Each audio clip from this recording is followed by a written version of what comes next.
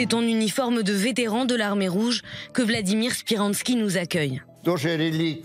Ce sont des pièces uniques. C'est un fusil TT qui a été trouvé. Ça, c'est une reproduction d'une grenade que j'ai faite.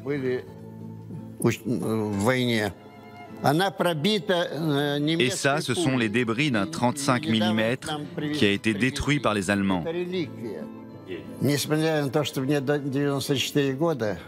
Malgré mes 94 ans, je suis bien vivant.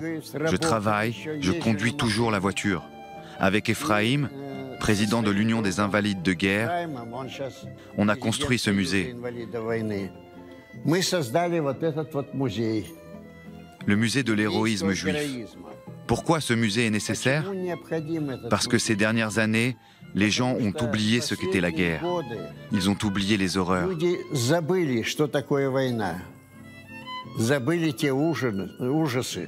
Les horreurs de la guerre, Vladimir y a été confronté. En 1942, il se porte volontaire pour combattre au front. Il y est envoyé en 1943. Le jeune lieutenant prend part à la célèbre bataille de Koursk.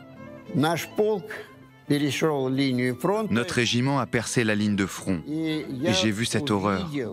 J'ai vu ce que nos Katyusha, nos canons, nos pilotes ont fait aux Allemands.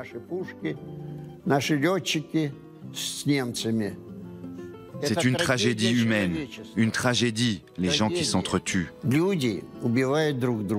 C'est pour transmettre cette histoire et ces traumatismes que Vladimir consacre sa vie de retraité à ce musée. C'est un musée unique, il n'y en a pas d'autre au monde. Et Vladimir est d'autant plus fier aujourd'hui. Nous sommes le 9 mai, jour de la victoire sur l'Allemagne nazie.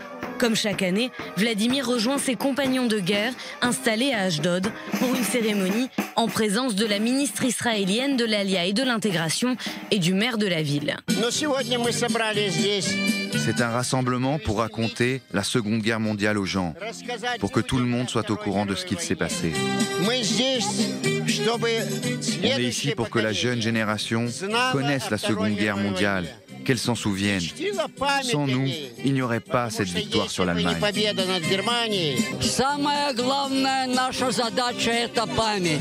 Notre tâche principale, c'est le devoir de mémoire. La mémoire est toujours la mémoire. La mémoire éternelle de ceux qui sont morts durant la Seconde Guerre mondiale. Une responsabilité face à la jeune génération que Vladimir et Ephraim espèrent voir épargnée d'un nouveau conflit.